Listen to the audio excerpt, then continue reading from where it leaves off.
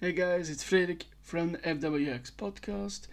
I want to continue talking about the Marvel Cinematic Universe with the series that I'm doing now about the Avengers movies. And so we are at the third movie of those, and that is this one, of course, Avengers Infinity War. And this is a lovely poster with a lot of the characters in it. And I'm gonna talk about the movie, I'm gonna talk about the story and the characters. I'm also gonna talk about the actors playing the characters, and I will be descriptive about that. And I will also talk about several plot and story elements that are important here, and also talk a lot about the action, because like a lot of the other Marvel movies, this one is stock full of action. And so I will do that. But first, I'm going to give you a disclaimer. I might fill up some words. That tends to happen, or sometimes not. But the reason for that is because English is not my first language, and so it might still happen. So that's why. Also, I might swear, because, well, sometimes it just happens. I might also have an awkward pause, or more. Sometimes I lose my train of thought, or I get ahead of myself, or I need to look something up, and sometimes I don't find what I'm looking for, or I do find what I'm looking for and I can rephrase stuff. So that's all reasons why. Also, because my text is on the screen will get brighter and I will get a bit brighter as well. Okay, now that that is all out of the way, let's start talking about this movie, about Infinity War. Also, I briefly want to mention that this one is my most watched MCU movie, because it is that damn good, according to me. It's my personal opinion. And so, let's talk about this story. And this movie starts off. Right, I should say first that a couple of things have happened before. Like, for instance, this is the immediate. Uh, this is in the immediate uh, moments after the latest Thor movie. In that case, Ragnarok, not Love and Thunder. And so we start Infinity War with the attack on the ship of the Asgardians, as they have just escaped the complete destruction of their planet, as the fiery giant called Surtur has just obliterated the planet. And so Thor, with his friends and his fellow gods, and uh, let's call it a fellowship for a moment. They are on a ship, getting away from a now destroyed Asgard. And here we see that Thanos, our big purple guy in this picture right here, has caught up with them, as his ship, the because his ship has a name.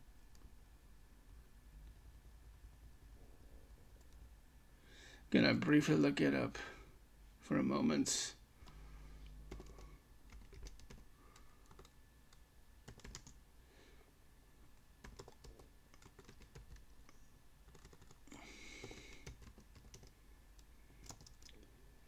The Sanctuary, the second Sanctuary, and this is a massive warship that he uses as his flagship, as he has been going around the universe of the 616 universe, as he is trying to level it. And I do mean that literally. And so Thanos catches up with the Asgardians, and they're about as destructive as they can be. And so Thanos has also just obtained one of the 6 Infinity Stones from the planet of Xandar. That is spelled a bit differently, like I'm saying it. Xandar. Okay. And he and his lieutenants are there. By the way, I should mention that Thanos, in almost everything in the MCU, is portrayed by this fella, Josh Brolin, who is an amazing actor, who's very much known for this role. I hope you can see him well, because it's this guy right here, Josh Brolin. And he's there with his top lieutenants, and they are all played by other people, of course. You have, for instance, Ebony Maw, who is played by this gentleman, Tom Von Lawler. He is a magician kind of individual, an alien. You also have Cull Obsidian, who is played by... I'm looking it up as fast as I can. Cull Obsidian is...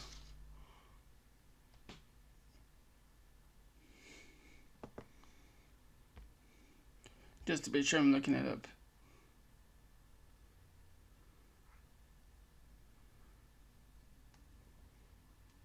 He's depicted by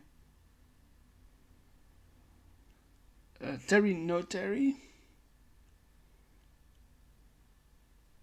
I'm checking if I have a picture of him. And here, and here, and here.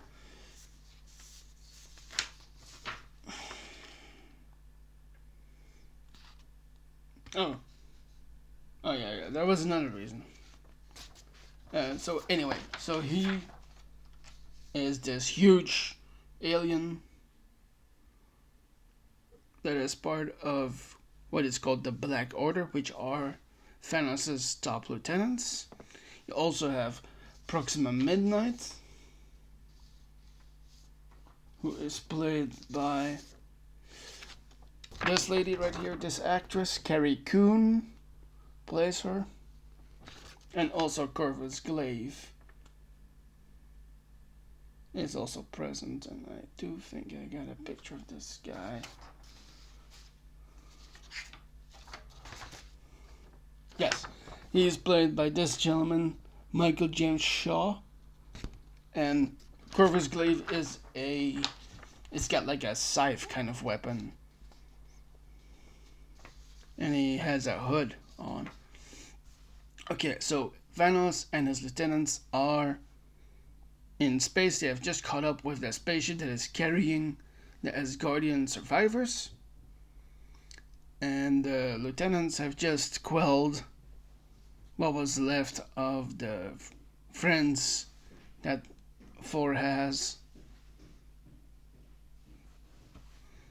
And the spaceship, as the movie starts, it's calling out for it is giving a distress signal, exactly. And by the way, this ship, as I said before, this part takes directly after the last events in Thor Ragnarok, the movie, and they just took this ship. It's called the Statesman, that they stole from the Grandmaster. In fact, Loki stole it from the Grandmaster. And they're on their way, I believe, to Earth. And so the Black Order and Thanos are there. They have just subdued most of the people that are holding against Thanos. And so Thanos is this little bit of backstory on him. He is a big purple guy, as you can maybe see well in this picture right here. Our big bald headed guy right here. And so he is also, as you can see in this picture, he has retrieved something special that he's using in this movie, which I will talk about later. But I'll give you the name already. It's called an Infinity Gauntlet. And so he's going around collecting all the possible Infinity Stones that he can have. And so now he is doing this because for the first time in so many years, he might be able to get them. And so he has just retrieved one of those stones from Xandar, which was shown in the first Guardians of the Galaxy movie, one of the movies I haven't tackled yet, and I will definitely do. Because the Guardians of the Galaxy trilogy, there are 3 movies of them, and 2 little special presentations. They're also worth covering, and I will do that in due time. And so Thanos has gotten the Power Stone from there, and he has laid waste to Xandar to get it. And so he already has one of the Infinity Stones now, and he is using the power of it to get him and his lieutenants on their ship, and they have just subdued everyone that was standing against him. And with the power that he now has, Thanos is also, he has a similar kind of speak like the Asgardians. He's very Shakespearean, but in a way more threatening and dangerous. And he commands a lot of attention to him. And there's a back and forth between him and Thor and Loki. And we get their conversation, Thanos and Loki, as Loki is trying to deceive him into getting on his team and go and get the next Infinity Stone that he needs, as because Loki knows where it is. It is on Earth with the Avengers, and he wants to go get it, and this is probably a ploy for him to get out of Dodge and get out of Thanos' reach. But Thanos clearly sees through this, and he, in this moment, does what so many Avengers did not have the guts to do, and he kills Loki.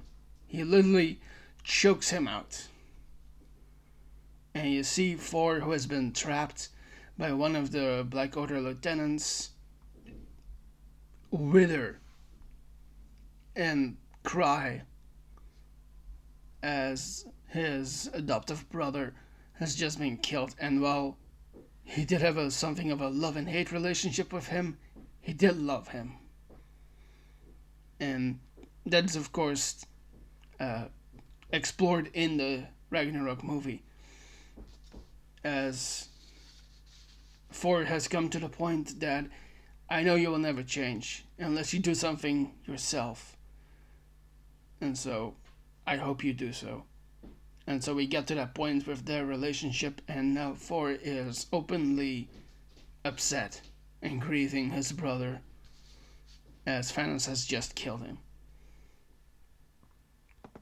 And so Thanos asks his kids, well, a little bit more info about the Black Order for a moment. So all those aliens that I just talked about, Proxima Midnight, Corvus Glaive, Ebony Maw, he got them all from different places in the universe of the 616, which is the main universe that we all hear about in Marvel, from places where the population was struggling to meet all ends and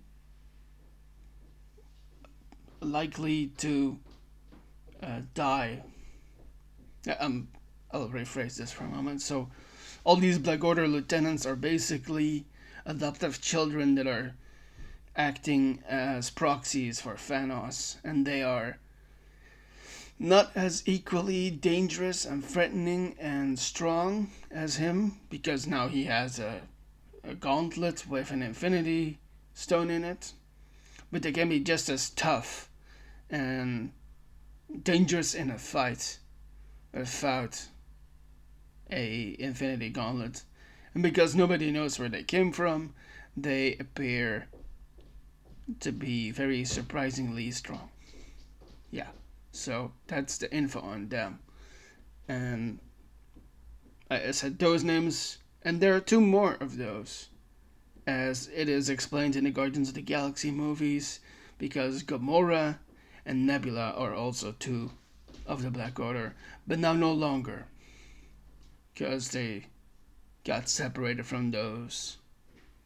For instance, I'll briefly talk about a scene in the first Guardians of the Galaxy where, during a chase on the planet Nowhere, which is the remains of a celestial, Nebula says to Gamora that of all our siblings, you were the one I least liked or disliked. Like, I felt more close to you than the others, is basically what she says. Yes. And so those two are no longer with Thanos and the Black Order. They are on their own with the Guardians of the Galaxy. But they have a lot in common with each other and with their supposed father and their supposed siblings. Yes. And so that is a lot of information already. And so Thanos asks the remaining Black Order to go and get the Space Stone. No, sorry, I'm gonna rephrase that for a moment. He asks them to go and get one of the other Infinity Stones on Earth. And just to build on upon the scene a bit more between him and Loki and the Black Order. So Thanos asks the Black Order to go and get that stone on Earth. And that is where Loki steps in and says, maybe you want to send me because I know about Earth. And they have their back and forth, and Thanos kills Loki, of course. And actually, just a little bit more about that is that Thanos thought that the Space Stone was still on Earth, but in fact, Loki has taken it away. And he makes it appear through his magic. And so Thanos gets his second Infinity Stone here. And that is the Space Stone.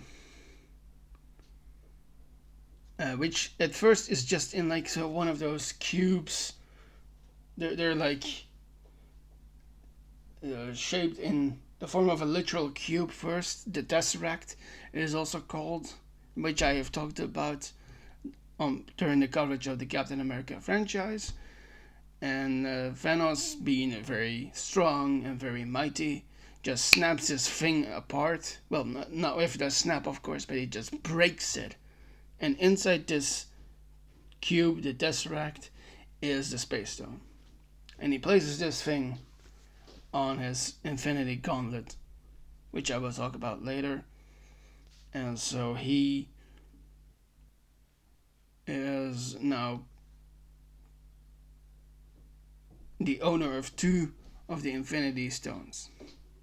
And so he got just a bit more powerful, and we get a brief scene where he amasses this power where it spreads to his whole body, because it shows up in uh, the colors of the rainbow, because all the stones have their own color and their sentience and affinity and all of that.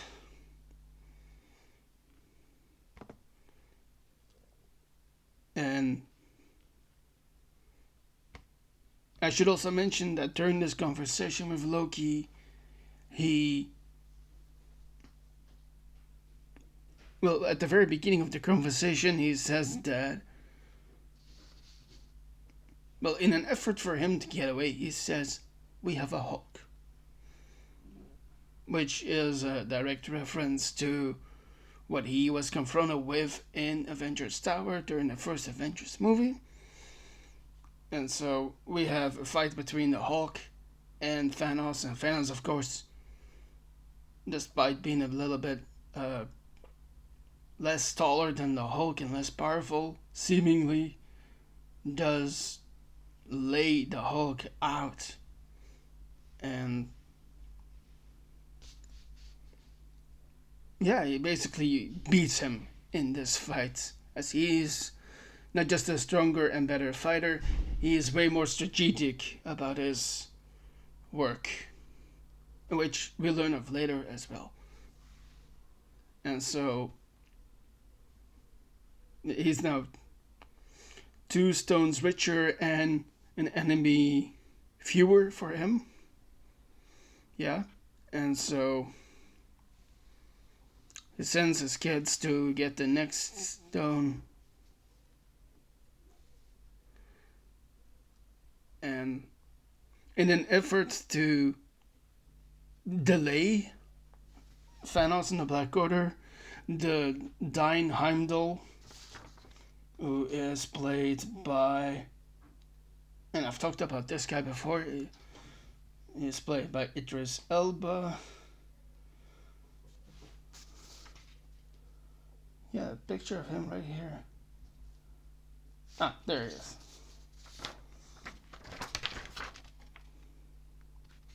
Right here.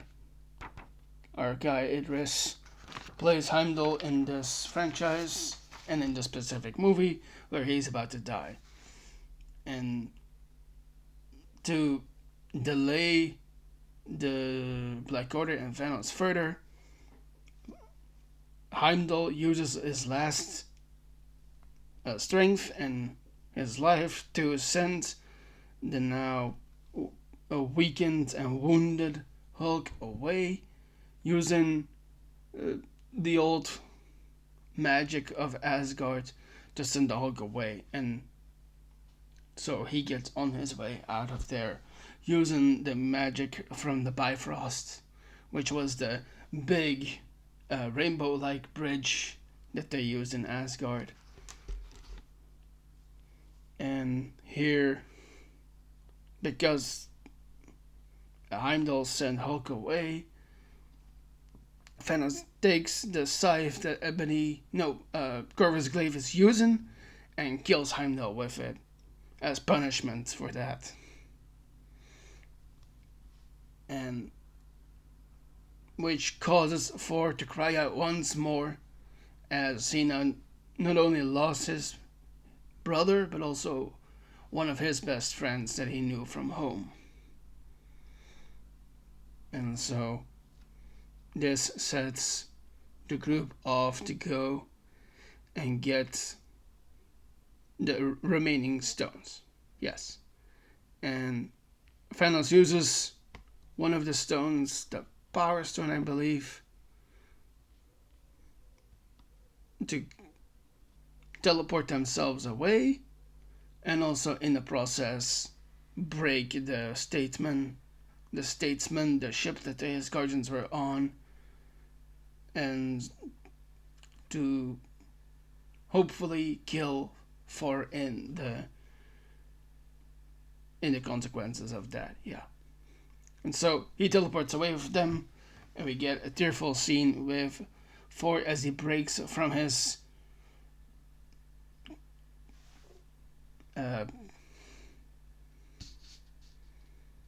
whatever. He breaks out of the thing that was holding him together, because he was tied up by Ebony Maw using his magic. And so Thor breaks out, has this tearful moment with his brother as he's sad that he lost him, despite everything that he did. And that gets us to the next couple of scenes, and we see what Heimdall does. Finally lands the Hulk on Earth, in fact, in a place that he has been before in New York City, and straight into the Sanctum Sanctorum of Doctor Strange, from the Doctor Strange movie, of course, which also happened before. And here he reverts back to his original form, that of Dr. Bruce Banner. And we get Stephen Strange and Wong, the two magicians on the Avengers team, to check what is happening. And Doctor Strange is played by one of my personal and favorite actors, one of my favorite actors in the whole wide world, that is Benedict Cumberbatch. And you also have Benedict Wong, who plays Wong, which seems like a stretch, but it's not, of course. And give me a picture of him. Just a second. Here he is. This guy right here. Benedict Wong, who plays Wong. And they don't know what's happening. And Steven even says, like, who? Because he's just incredulous about what is happening outside of his own life, being about as egocentric as Tony Stark normally is. And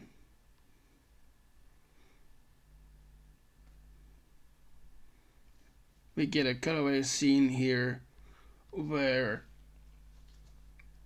Tony and Pepper are in Central Park, I think, and they're discussing a dream that Tony has just had last night, where he thought that they might be having a baby, and they are gonna name it after Pepper's eccentric uncle Morgan, which obviously is a setup for something later.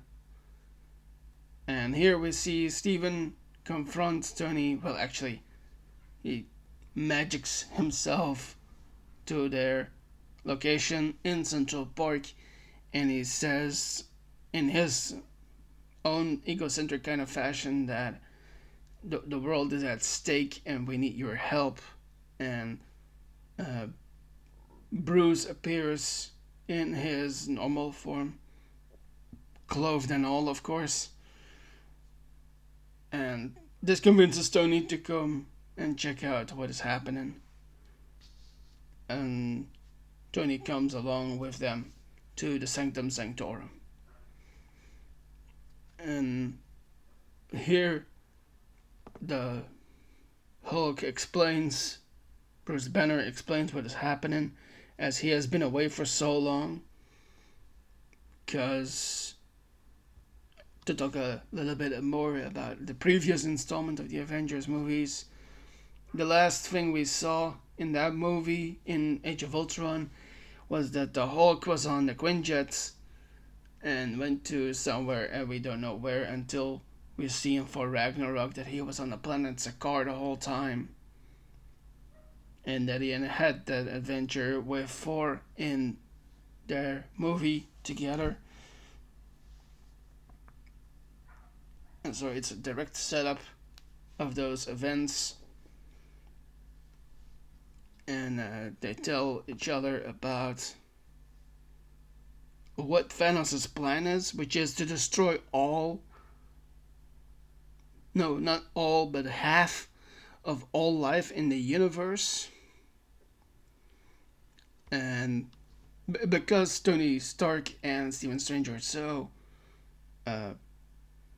similar in their demeanor and behavior, but different in their approaches, they clash quite a lot, and then we get some fun scenes with them. Like, for instance, did you seriously say hitherto undreamt of? And also, are you seriously leaning on the cauldron of the cosmos? So we get a lot of fun lines between the two of them, and with Wong as well, who talks about a new flavor of Ben and Jerry's ice cream. And we get a bunch of fun moments with them talking about pop culture and what is happening and trying to make everything seem relative so they can deal with the facts at hand. And so this leads to the Black Order arriving in New York City, as we see. Well, Tony notices that as they're talking inside the Sanctum Sanctorum, which now has a giant hole because the Hulk crashed through it, is that Strange's hair seems to be doing stuff that it shouldn't be doing, which leads the three of them outside, and they see the arrival of the two of the Black Order, those being Ebony Maw and Collapsidian, which is a magician and the more tank-like figure of them. And they have a fight. And actually, a bit more about that fight. We get some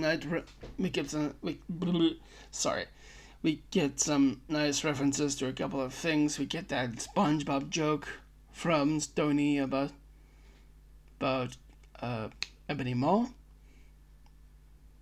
And there's also that very funny line like, "Dude, you're embarrassing me in front of the wizards," as Bruce is trying to get the Hulk to come and help fight, and it does not work.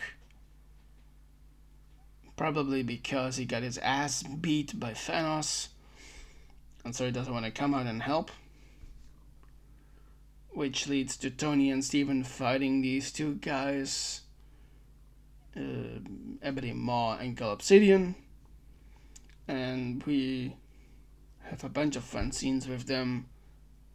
And Ebony Maw, just like Thanos, speaks in this kind of Shakespearean kind of way, and which is also a funny accent. "You must be popular with children."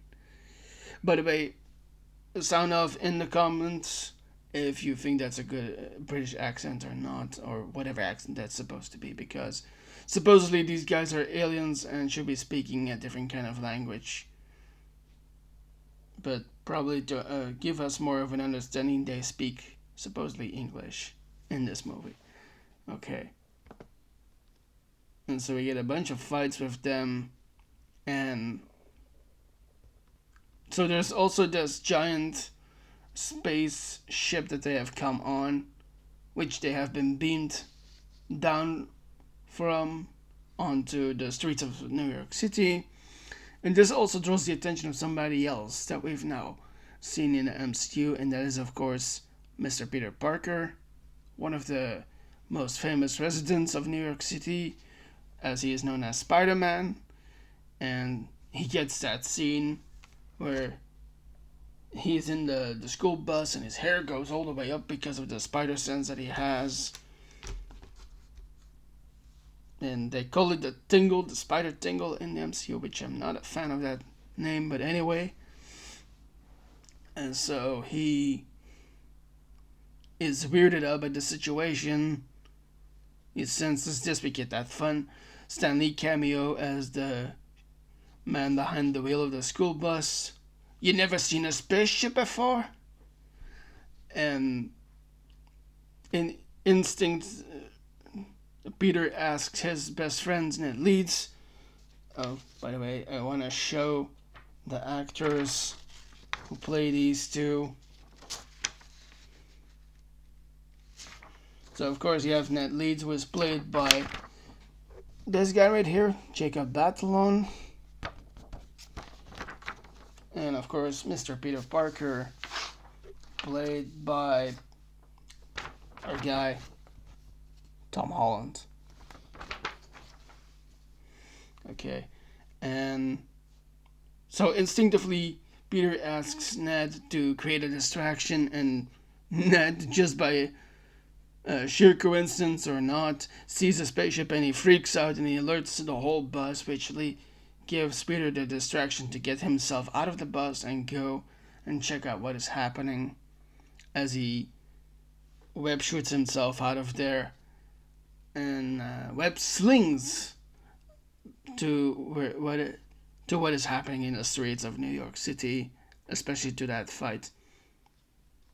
And we get some fight scenes with Peter and the Black Order and Tony Stark, of course, and we get a couple of more interesting and very funny scenes, of course. For instance, Peter asks Tony what is happening, and Tony says this is an alien from space. He's trying to steal a necklace from a wizard, which is a funny line, of course, because you wouldn't think that would be something said in a movie like this, but it does happen. And we get another following up scene where Peter is following Ebony Maw around, who is using his magic to get around, and they're close to the spaceship that the Black Order has come to Earth with.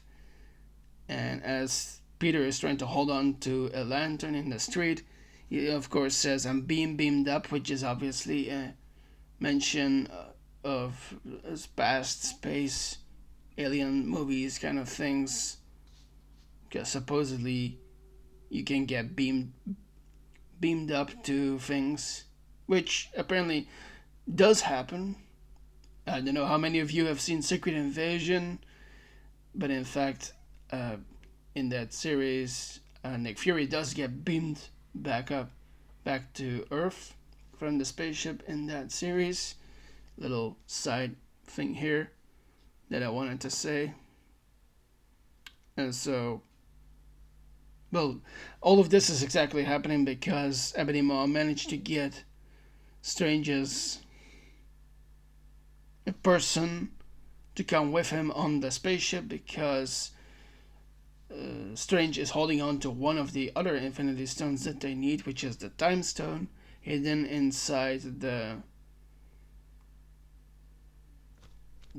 object that is holding the Time Stone around Strange's neck. But Ebony Maw can't just take it because it has been enchanted by Strange.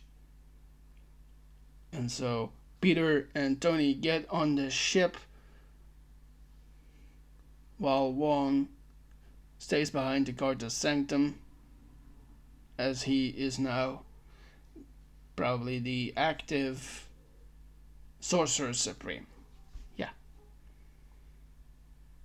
And we get also a brief moment with Bruce as he picks up the burner phone that Steven Rogers, Captain America, got him at the end of Civil War,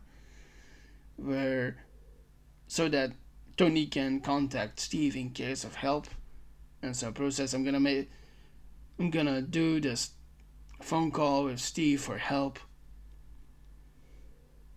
because there's another stone on Earth that Thanos needs to get, and that is the Mind Stone, which is embedded in Vision's forehead. And Vision, of course, is played in this movie and in the previous one and the next one by this gentleman right here, Paul Bettany, who has it in his forehead as Vision. And so Thanos needs to get that stone. And so Bruce is about to call Steve for help to go and get Vision, as he, well, or it actually, because it's an android, who, by the way, back to a brief moment from earlier, as Tony explained to Bruce that Vision has become much more than just an android. Actually, he's actually evolving and has become a bit more human, and he, or it, is now in a relationship with Wanda, gonna show her again. One played, of course, by Elizabeth Olsen right here. And they're away in Scotland as they want to spend time together. And so that gets us to another scene as we now follow the group that I've already talked a bit about because you needed to know the backstory of the Black Order, which is the Guardians of the Galaxy. And when I get to it, I will also cover their movies and talk about their story. Because there's a lot to talk about that is also relevant for this movie. Okay, so we find the Guardians of the Galaxy in space as they are responding to that distress call that the Asgardian ship, the Statesman, has rung out. And we get another cool old song in their theme because a brief moment about the Guardians of the Galaxy movies. They're chock full of amazing older songs that I had never heard about until I watched those movies. And some of them have become favorite old songs of mine. For instance, Mr. Blue Sky in the beginning of the second movie. And so we get another song like that here. And I'm not going to sing for you, of course, but I wanted you to know this for a moment because we get that scene with the Guardians as they are on their way to that distress call from the Statesman. And as they're about to arrive to the place where the ship was, the Statesman, there's a funny moment between Peter Quill, the captain of the spaceship that the Guardians are using, and Groot, which is like a walking, talking tree, almost like an ant, but way more talkative and fast in his teenage kind of phase as he is playing a game on a Game Boy kind of thing. And Quill asks Groot to put this thing away and focus for a moment, and Groot, in his Grooty way, says, "Go fuck yourself." Effectively. Like, I'm busy doing shit here. And it's very much implied that he says this, despite just saying, "I am Groot," because that is all that he says. But just in different ways, which makes you think about what he's really saying. So, Groot says, "F you, I'm playing my game." And we get a little back and forth between Quill and Groot and Rocket Raccoon, who, and I want to briefly say that, so in this movie there are a lot of characters that are played by actors in mocap suits and with the use of a lot of CGI. Thanos is one of those, with his appearance, with his big purple ness. So he's one. Also, Groot is one. And the stand-in person for Groot is the brother of the director. The director of the Guardians of the Galaxy movies. James Gunn is the director. But the stand-in person for Groot is actually his brother Sean Gunn. I thought I had a picture of him. Oh yeah, here he is. So this guy right here, that is Sean. And he's the stand-in for Groot on scenes. But then Groot himself is, of course, voiced by somebody else. Somebody very well known as an actor. Especially for action roles. And that is this guy right here. Mr. Vin Diesel. Who, of course, is named... That is his artist name. He has his own personal name. Anyway, so I want to. There's also another person that I have to say that is like this, who is portrayed by one actor on screen in a CGI and mocap kind of suit, and it has the voice of somebody else, and that is Rocket Raccoon, who has. I got the person for that too.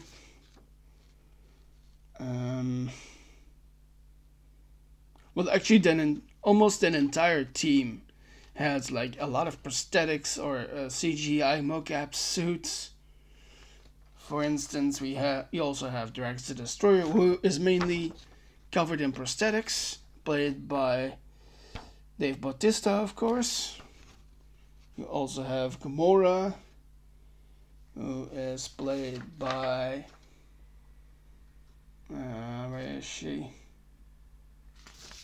I got a picture. I know I have it. Gamora, played by Zoe Saldana. Also, you also have Nebula, that is now part of this team, and she's right here, played by Karen Gillan, who both have a lot of prosthetics and makeup on. And makeup, I don't mean like in a pretty way that we do in real life. And you know what, I will say it like that because not only girls wear makeup in real life, and so that entire team is almost completely prosthetics and CGI and a voice, except for Peter Quill, of course, who is played by the other person that is right here, Mr. Chris Pratt. I almost had to look back for that name. Anyway, so they're in a way, they find Thor as he crashes into the ship. Well, with a soft thud, more likely, because he's just unconscious at this point. So they get him on the ship, and he recovers here, and we get a fun moments. We get fun moments with Thor and Peter Quill, who's clearly intimidated, and his insecurity of being lesser than other people, especially big, rough, strong Asgardian gods, becomes very clear.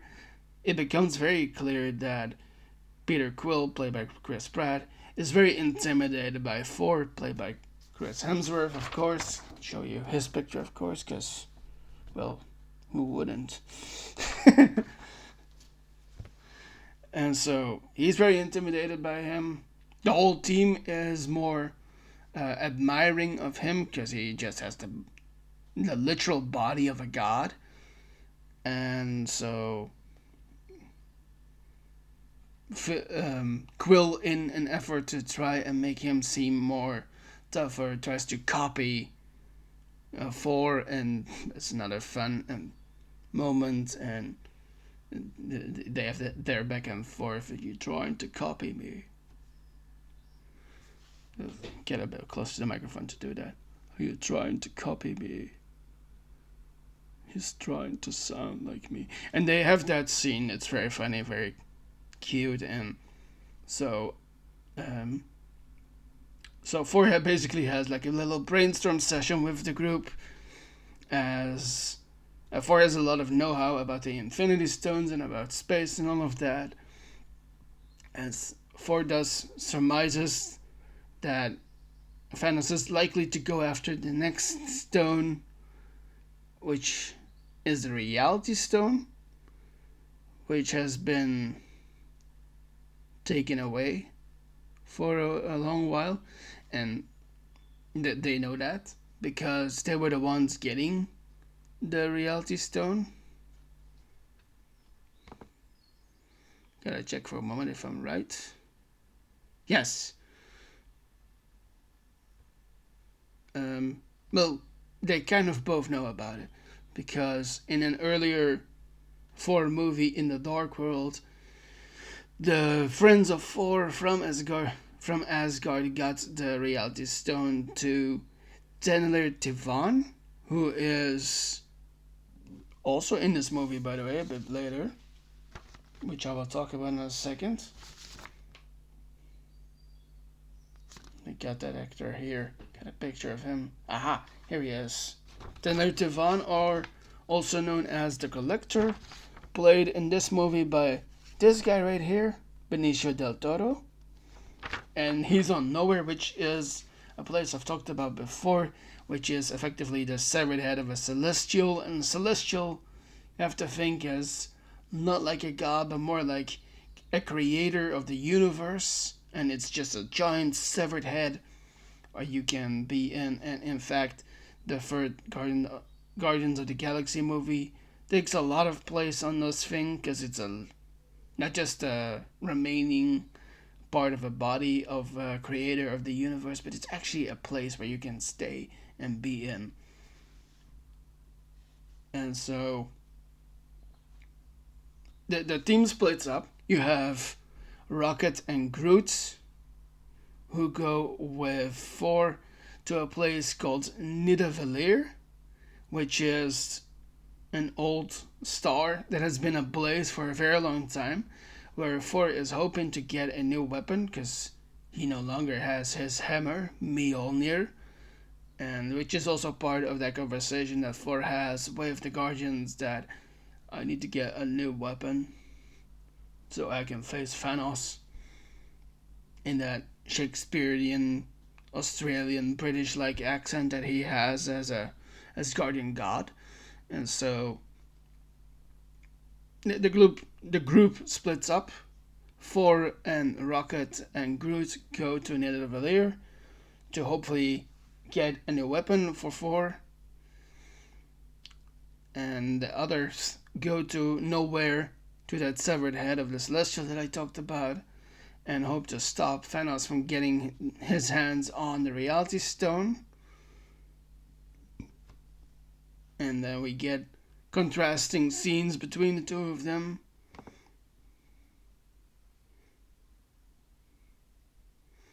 And so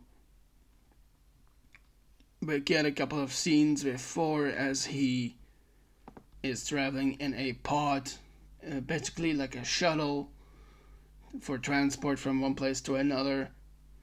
And there's some fun scenes, of course, because at this point Thor is not just brokenhearted by everything that has happened before. He lost his eye in Ragnarok due to his sister Hela, who is played by Kate Blanchett, of course, another fellow as Australian for Chris Hemsworth. And so they have a lot of fun scenes, and Rocket gives for a new eye that he could use. And of course he has that funny joke where he says, like, the only way for me to get that eye off that planet was to put it where it shouldn't. Which is a funny moment, of course, for a brief moment. And Thor has to tap it because he thinks he doesn't see anything, as they have just arrived on Nidavellir. But sadly, that star is no longer blasting its light into existence, and the infinite space of the space around them.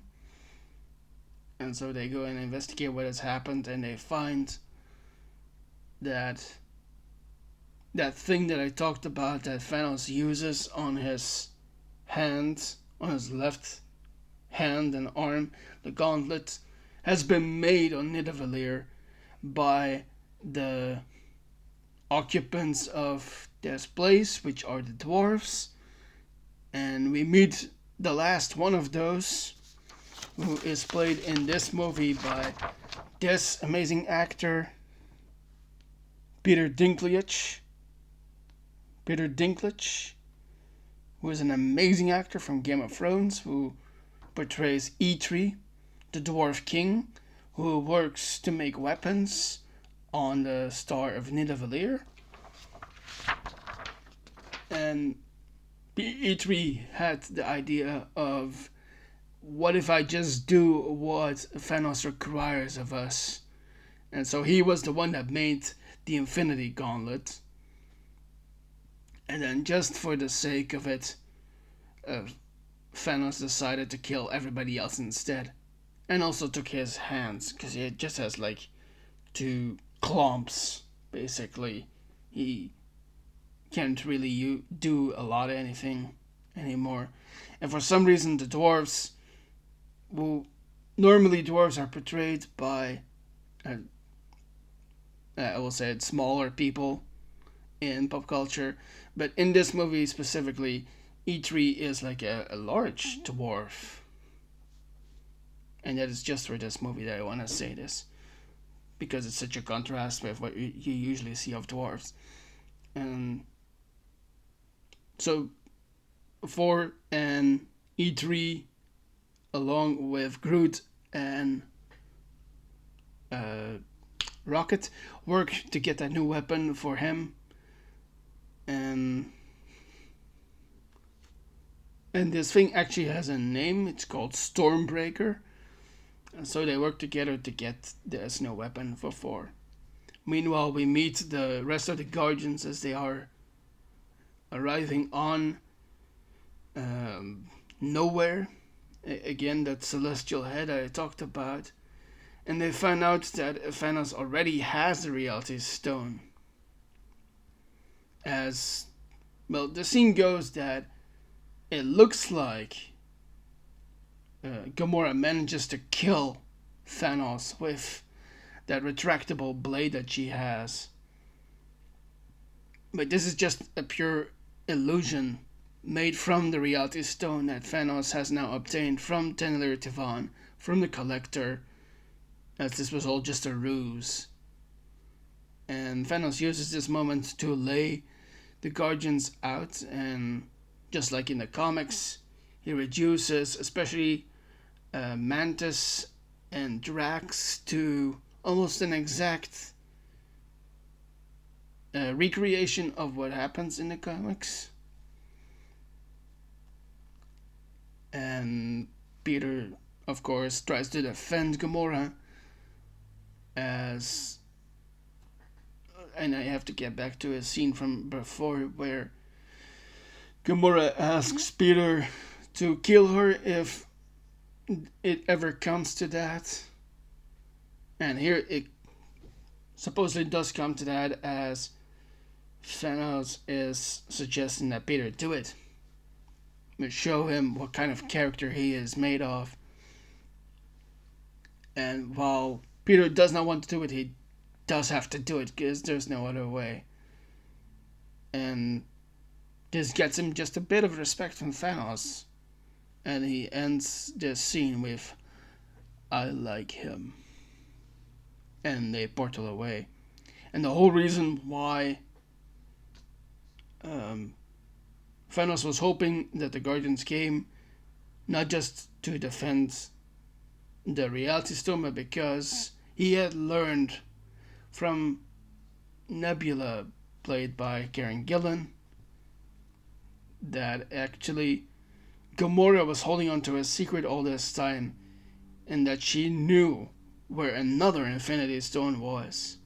And she had destroyed the evidence, but this conversation was still recorded by Nebula. So he now has the information to go and get this next stone, and that is the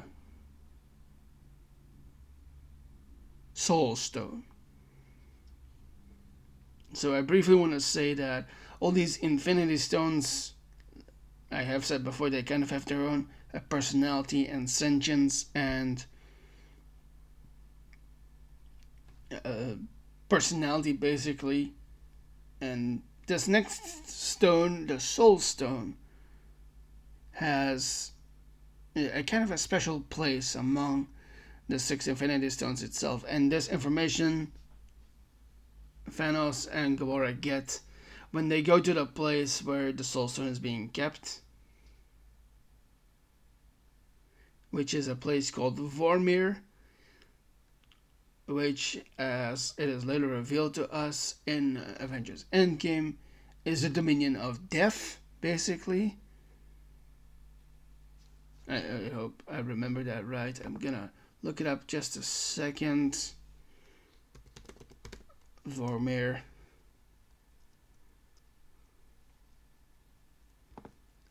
The center of celestial existence is what Nebula says to the Avengers in Avengers Endgame.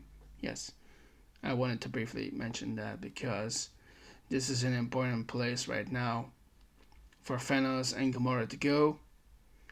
And here on Vormir, they go up this kind of black rocky climate to what looks like a kind of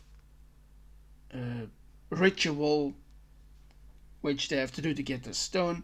And here they meet someone we have seen before from the Captain America movies, the Red Skull, who is now completely shrouded in darkness, and he has a really big, vast black cloak.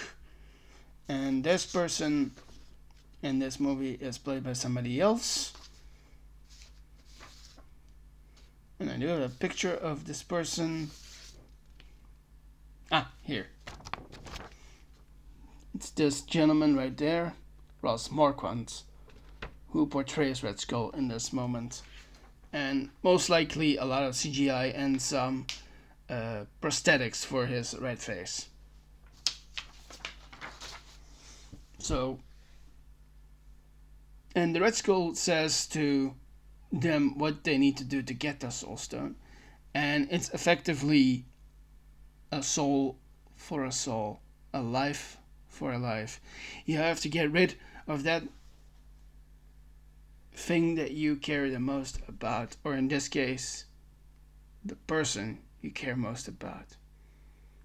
And so Gamora protests and laughs in his face that there is nothing in this universe, in this world, that you care about. And he throws that back in her face as he tears up, because there's only one thing that he cares about besides winning all the stones, and that is her.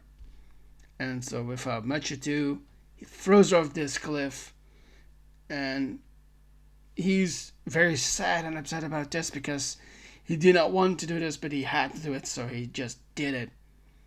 And we see Gamora bleeding out of this cliff on the floor.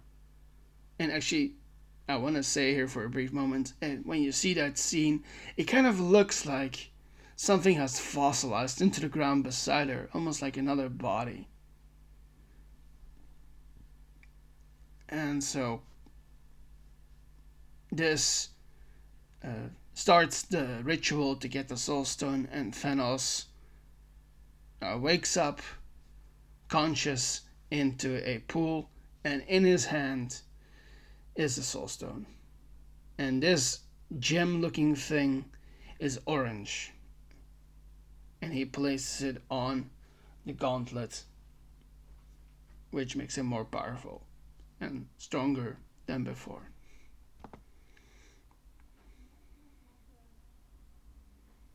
We get to a place back on Earth in Scotland, in Edinburgh,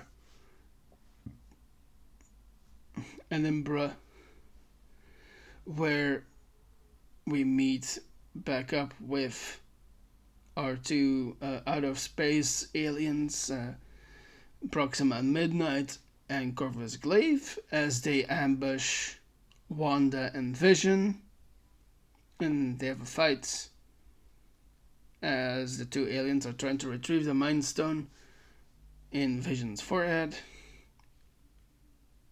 And despite being very powerful themselves,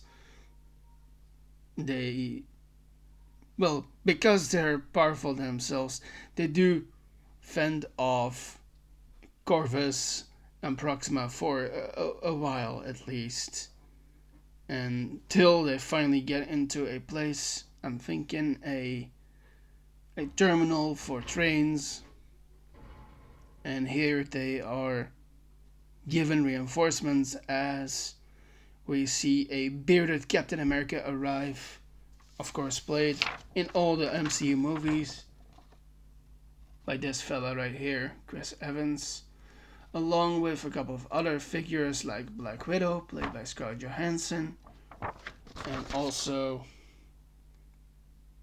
Anthony Mackie's the Falcon, this guy right here. And I believe there's one more. No, it's the three of them. You got the Scarlet. No, sorry. So Scarlet Witch and the Vision are protected by Black Widow, Captain America, and the Falcon. And so they save them. The aliens go away after their fight with these five, and they go back to their ship and they go back to wherever their base in outer space is, while these secret Avengers, as they're supposedly called, or rather I'm calling that right now, as they've been on the run and trying to keep a low profile from any authority figures. But they decide now to return to their original home, which is the Avengers compound in upstate New York. And here they meet up with the person in, I guess the highest level Avenger at this point. And this man is already there. We get James Rhodes back, played in this by Don Cheadle. And of course, he's not alone there. We also have Bruce Banner and... Yeah, you also have Bruce Banner. I was thinking of somebody else, but that person is actually about to get referenced. And Bruce also asks the group... I should also say that as the Secret Avengers arrive here, they break up the conversation that Rhodey was having with Thunderbolt Ross, played by William Hurt. Yeah, I have his picture right here. This gentleman right here plays at this point only the Secretary of State. William Hurt plays Secretary of State's Thunderbolt Ross, and they break up the conversation. And of course, Ross says, "You can't be here. You shouldn't be here. Please don't do anything drastic. Don't do anything that is going to give me more work," basically. And as a joke, Rhodey says it's going to be a court-martial for me. And they meet up. They have a nice meeting. And Bruce asks Natasha, who is kind of curious to see back, given that they supposedly had a thing before. And he has this funny line where he says there's an Ant-Man and a Spider-Man, because Natasha explains that both Clint and Scott Lang, who is played by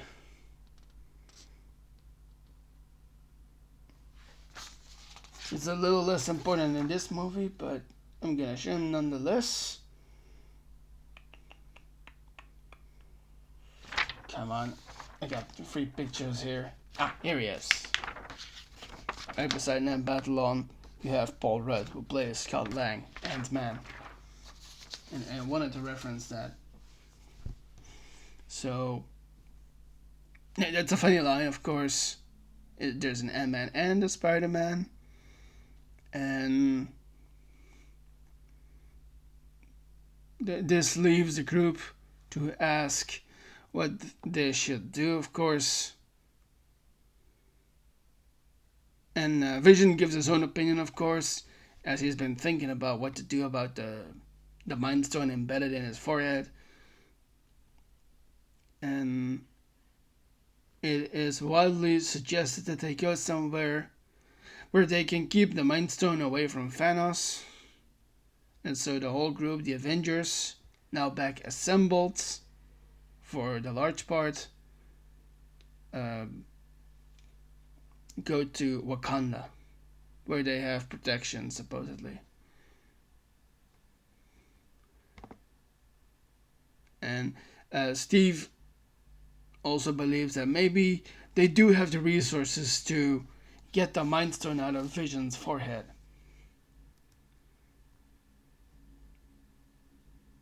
And we cut back to Thanos. Well, actually, one of the Black Order people, specifically Nebula, who got caught trying to get on the Sanctuary, the big spaceship flagship of Thanos' fleet. He kind of has like an armada, which we see in Endgame. And so Nebula has been caught and captured by Thanos, and that's how he got that information actually from her to get Gamora to talk about the Soul Stone that she got information and evidence on where that was. And so Nebula breaks free from how she's being held up, because she's literally pulled apart by the system that is used on her, because she is basically like a walking talking cyborg except for her main parts. And so she breaks free and she asks Mantis to meet her on the planet that Thanos is originally from, called Titan. And we come back to another person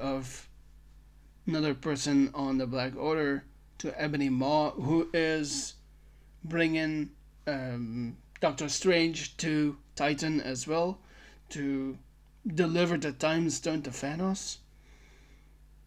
And this does not work out for him, as he is confronted by Tony and Peter Parker, who got astray as he was supposed to go back to space, go back to home in New York, but he still got onto the ship somehow.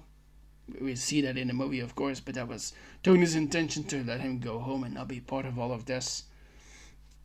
With that little funny moments between them as they meet on the ship, and also with the cloak that Strange wears.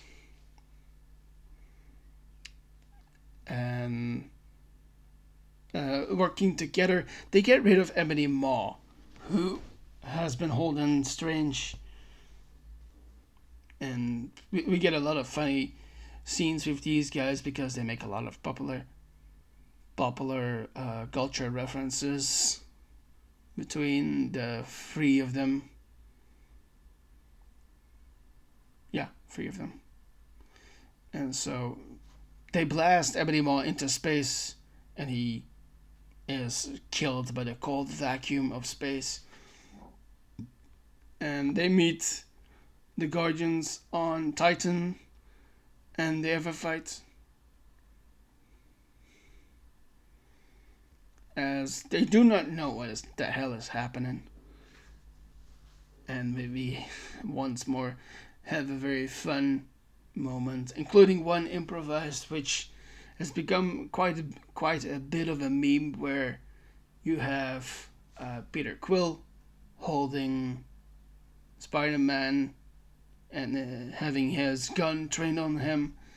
You have Tony standing over Drax with his repulsor technology, about to take him out, and it says like, "Oh, I can take it." And Stephen Strange says, "No, you can't." And Mantis also chimes in, and we get that funny moment of, "Where is Gamora?" And Tony replies with, "Who is Gamora?" And Drax says, "I'll give you another one. Why is Gamora?" And so that's a funny scene. And quite a bit of a meme, quite of a bit of a meme in itself, which could be used for meta purposes, of course, in our real normal daily life, and which the Avengers present Peter was an honorary Avenger at this point because he got supposedly knighted by Tony, and they get to reveal that Peter Quill is actually from Earth, and so the two teams meet up. They become a unit in itself, basically, a somewhat working unit because the Guardians are just chaotic as fuck, and but they do seem to work together. Yeah. And while Tony is thinking and making up a plan to take Thanos on when he comes back to Titan, Stephen Strange is using this moment to view all the possible futures of how this could end this confrontation with Thanos. And he sees millions and millions of versions through the use of the Time Stone, which will be the thing that Thanos will be coming after for. And he ultimately says to the group, like, I can see only one way to do it, which is no bueno, of course.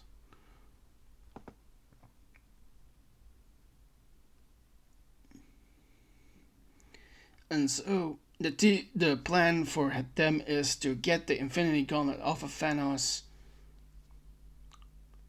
which he uses to put the stones on.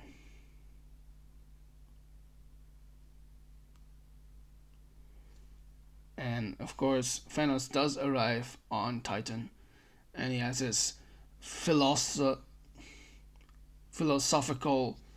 talk with Strange. And he does say, like, yeah, Ma is dead, but he still accomplished what he was meant to do. And we get a bit of a glimpse at Thanos' background as someone different from everybody else on his planet. And that, well, if you know a bit about the comics, you know that Thanos is actually a deviant, which is an offshoot of the Celestials, who made life throughout the universe. And so there's a reason why Thanos looks the way he is. It's because he's not as most people are on Titan. And we get more about his background, and that he had a solution towards the overgrowing population on Titan, and that was to have it, which is his reasoning for dealing with the too few resources for too many mouths. As he literally says, too many mouths to feed. Because, as I've said before, he kind of has this mixed English-British accent in a very Shakespearean kind of way of talking. And he says stuff like that, like, the strongest require the will. He has this Shakespearean speak, is what I'm trying to say. And so he has this philosophical talk with Strange, and Stephen demises that this plan of Thanos is basically genocide. But Thanos argues targeted.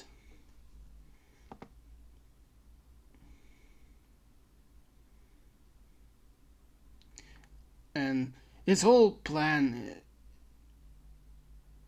is that it's necessary for him to do this, because it guarantees the survival of the overpopulated universe. And they start to fight, as Stephen kind of gives away that he is not alone here.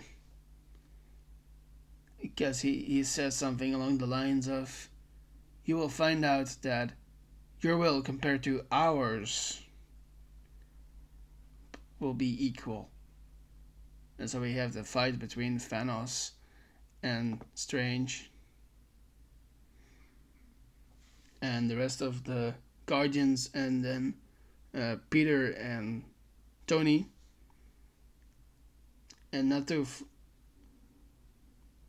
and several cool scenes after this, we get the arrival of Nebula, and the team finally gets to subdue Thanos, and Nebula surmises that there's only one way that Thanos got the Soul Stone, and that is that he killed Gamora on the Vormir.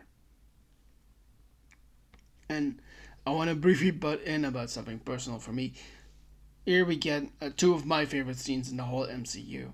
Is that while the team is holding back Thanos and trying to get the gauntlet off of him, we get Tony trying to hold him back, and we get Peter Parker, Spider-Man, who for a brief moment almost manages to get the damn gauntlet off of Thanos, and which is my favorite moment from this movie, because kind of amazing in itself, because normally Spider-Man is very much a street level kind of figure, but it's very cool that that moment happens where he almost gets the Infinity Gauntlet off of Thanos. Of course, in a group effort, but he's the one that actually gets to do it. And so that's my favorite moment from this movie. And I've also, a whole while back, shared this on my Instagram because I love that moment. Because it shows off that Peter is way more stronger than you think. And when I'll cover the Spider-Man movies, because there's a trilogy of them too now in the MCU, I'll talk about him more. Okay. So, as Nebula says to the team, like, there's only one way that Thanos got the Soul Stone, Peter Quill, played by Chris Pratt, realizes also what this means, that Thanos killed Gamora. And so he gets incredibly angry and he attacks Thanos, which breaks the hold that the team had over Thanos, which allows Thanos to overpower the group with all the Infinity Stones that he now has. And in the process, he lays them out. None of them really die, but he does seriously wound Tony, as Tony manages to go 1v1 against Thanos for a moment and get him to a bruise on his skin, which a drop of blood drips from. And the wound that actually Thanos gives to Tony is a stab of his nanotechnology through the abdomen. And in this moment, Stephen Strange sees this happening, and he finally offers the Time Stone to Thanos in exchange for Tony's life, as Thanos is about to kill Tony. And so Strange gives up the Time Stone so that Tony can live. That leads us to Wakanda, where Thanos and his grand army go. And we get the defense of Wakanda by all the people that we've seen in the Black Panther movie. And I'm gonna highlight some of those characters now. Of course, and I will also say, for all the right reasons, Black Panther is also one of my favorite MCU movies.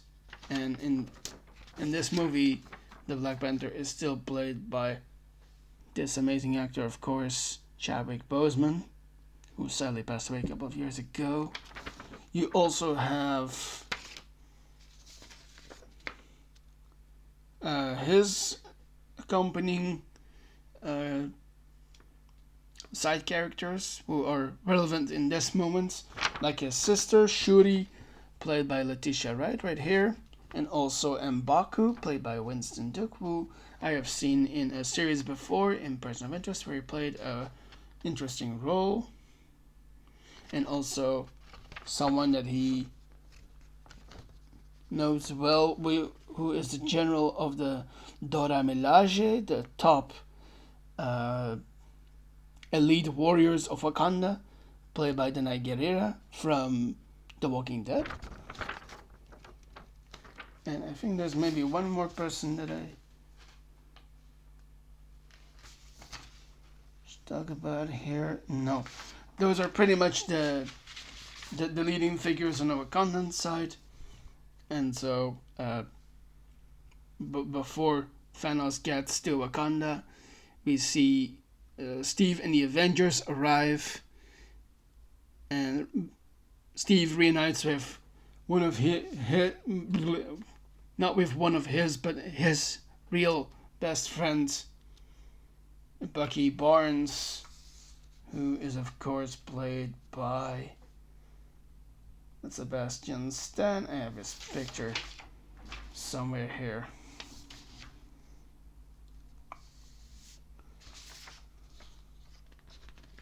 Come on, I got it.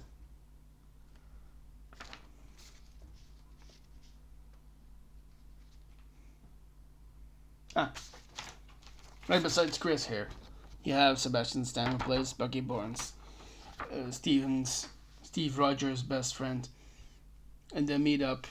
And so the Avengers, along with the Wakandan forces and T'Challa, mount the defense of Wakanda as Thanos and his army are coming for the Mind Stone, while Shuri is working on getting the Mind Stone possibly out of Vision's forehead. And one of the other people present on the Avengers is Bruce Banner, but since he can no longer bring the Hulk to the front, he now uses the Veronica armor from Age of Ultron, and he has this Hulkbuster armor on, which makes him kind of similar to what he usually does with the Hulk, being a big tank-like individual who can take on lots of forces, which makes Bruce feel better about his situation.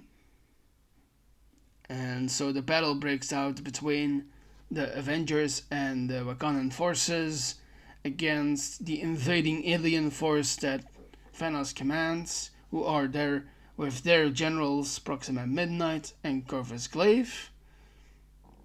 And so the aliens attack. They are trying to get to the Mind Stone, go and get it. But then the Black Panther, T'Challa, decides that the only way for them to not get them is for us to fight them. And so he lets one of the force fields that holds up the protection of Wakanda open, which allows the invasion force to come inside Wakanda. And this leads the invasion force to come inside. So they start to fight them. Everything starts to seem a little dire as these things, these aliens, which are crazed beyond belief, it seems, because there's so many of them. Almost looks like just a needless horde of not thinkable creatures, kind of like The Walking Dead. The zombies more, or zombies more. Yeah. Anyway, they're kind of lifeless, but vicious nonetheless. And so these come in, they start to fight. Everything starts to seem dire, and then we get some scenes with Thor and Groot and Rocket as they finally assemble this new weapon for Thor, and as they manage to use Nidavellir Star to create this new weapon. Thor desperately needs this weapon to get his life source back, and the moment that it happens, they are teleported by the Bifrost power that is also hold in this weapon, and they go to Wakanda and they start to fight back alongside the Avengers, which gives us the larger battle on Earth with Wakandan. And so we get several moments with the Avengers where they take on the Black Order, and one for one they fight. You have Black Widow and Okoye fighting against Proxima Midnight. They kind of hold their own until Wanda breaks from watching over Vision as he is being operated on by Shuri, and Wanda goes into the field and manages to kill Proxima Midnight by holding her up to one of the siege weapons that the invasion force has brought along, and using her chaos magic, it teleports the Proxima Midnight to the siege thing and gets obliterated by it. So that's one kill. You also have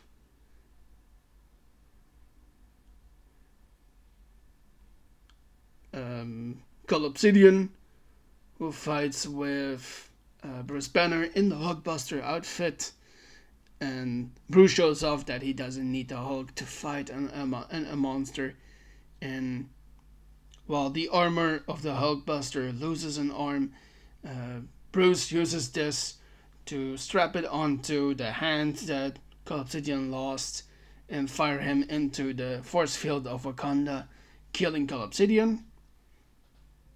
But now that one is out on the field and helping out, there's no one protecting Vision anymore but Shuri working on him with the operation, and Corvus Glaive manages to ambush her and get Vision out of there. And so we get a situation again where you need the Avengers to go after Corvus Glaive, who's trying to kill Vision and take the Mind Stone off of him. And you have Corvus trying to get the Mind Stone off, of course, and then Steve intervenes and tries to get in between, fights Corvus Glaive. He somehow manages to fight against him, but ultimately Corvus Glaive is killed by his own damn scythe weapon, as a weakened Vision manages to kill him. And so, while Thor is going after the troops of Thanos' army and really wrecks shit on their troops, and now that Vision is not alone but separated from the group as much as possible, Thanos finally arrives and he gives all the Avengers a run for their money as they all try to stop Thanos from getting to Vision. And we get a bunch of scenes with them, with Hulk, with Black Panther, with Captain America, who, for a brief moment, I want to point this out, who uses all his strength to push back with his hands on the gauntlet itself, actually. And this makes Thanos kind of turn his eyebrows up, because who the hell could do that? And so we get a bunch of scenes like that with all the heroes, with all the Avengers, as they're trying to hold back Thanos. But finally Thanos gets to Vision right as Wanda manages to destroy the Mind Stone, as that was Vision's whole plan itself, to just destroy the Mind Stone and hope that he gets to live. And in his last act, and in her last act, they managed to destroy the stone. And Thanos understands this moment as he had to do something similar earlier too, which was sacrificing Gamora to get a Soul Stone. And so he says some tender, empathetic words that might mean or not mean something. And so he uses the time stone that he got from Doctor Strange to reverse time and get Vision back for a moment, and he tears the Mind Stone from his forehead and tosses his now lifeless, colorless body to the floor. And he now has a fully gemstone embedded gauntlet. But right as he's about to use it, we get the Thor to intervene, who launches his new weapon, this battle axe that he has made from Nidavellir, as he embeds it into Thanos' chest, and he suffers greatly from it because it didn't hurt a lot. And he's wheezing from this gaping wound in him. And Thor says to him, "I told you you'd die for that." Meaning killing his brother and his close friend Heimdall. And Thanos says his iconic words from this movie: "You should have gone for the head." And he snaps his gauntlet fingers, and slowly you see that all life across the universe, especially on Earth and on Titan, and everyone, a lot of people that get snapped away as they all disintegrate. And this includes Bucky Barnes, T'Challa, Groot, Wanda, Sam Wilson, the Falcon, Mantis, Drax, Quill, Stephen Strange, Peter Parker, who has a tearful moment with Tony about this. Like, he senses what is about to happen and is happening. And he says to Tony, like, I don't want to go. I don't want to go. And by the way, this is an improvised scene between the two of them, which is amazing in itself. And then also Maria Hill and Nick Fury get snapped away as they are on their way somewhere. And in his last moments, Nick Fury is about to put the motherfucker into the world for the MCU for the first time, but he does not yet get to do that. And the last thing he does is to press a button on a pager that he's been holding to for a long, long time, which teases the arrival of another Captain Marvel. And he also disintegrates. And so do a lot of other creatures and people around the universe. And this leaves Tony and Nebula stranded on the planet Titan, while all the other remaining Wakandans and Avengers in Wakanda completely confused about what just happened. And we see that Thanos goes away to a place, a remote planet, where he now gets his rest, as apparently he had his own retire home plan. And so that's the whole movie of Infinity War. I'm gonna bring up the poster again. So this is an amazing movie with a lot of action, with a lot of great characters, and all with the plot device of the Infinity Stones, which is what everyone is trying to protect from Thanos to use.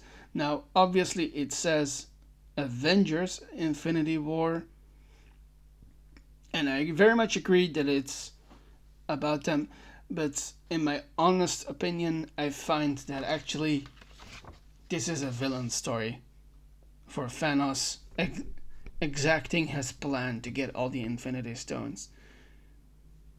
So, not as much an origin story for him, but very much the plan is coming together thing.